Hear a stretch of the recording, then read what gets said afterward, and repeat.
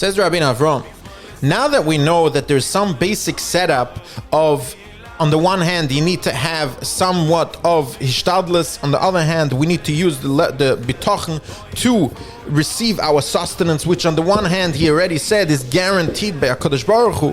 Says Rabbi Avram,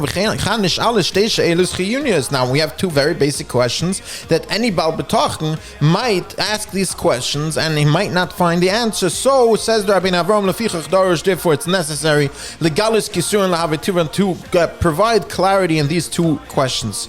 And these questions are like this. The first one, maybe a person will say, since the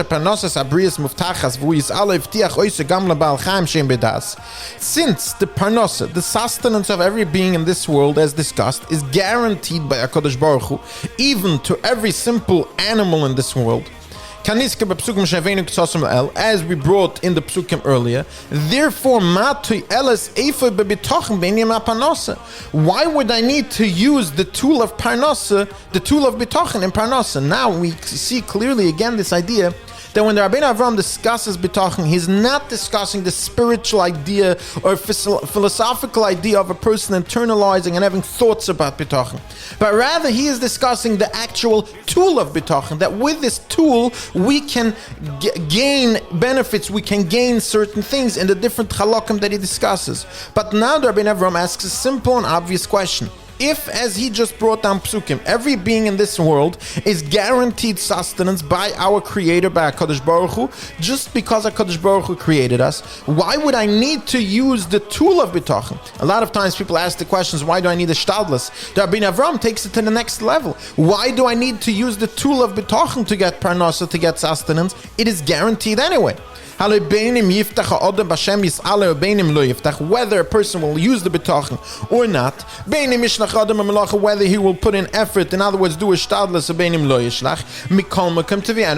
he's still going to get sustenance. Therefore, says Rabbi Avram, there's no point in putting effort, and why would a person need to use the tool of bitachon to get sustenance? A very obvious question. The second question. Maybe a person will say, we have some psukim that a person can point to and say, the eyes of every being in this world is turned towards you to provide them with sustenance. And we also see at some level, at some basic instinct level, that every being in this world knows that their food comes from HaKadosh Baruch Hu. And therefore, the question becomes, says Rabbi Avram, if on some level we know that every being in this world entrusts HaKadosh Baruch Hu with their sustenance, therefore, why would there be some special level of tzaddikim, flogim, of the Ohavi Hashem, as the Rabbeinu Bachi and the Chavis Avavos calls them? Why would there be a special level for some people who have bitachon? In other words, if everyone in this world gets their sustenance from HaKadosh Baruch Hu, and therefore at some basic instinct level, as we brought down the psukim, that every animal in this world, every being in this world turns their eyes towards Hashem for their parnasa.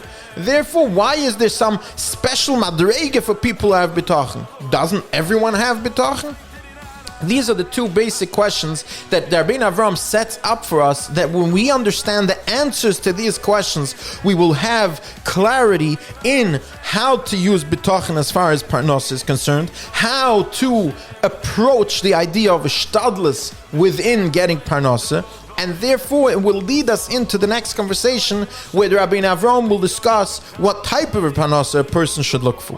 Have a wonderful day.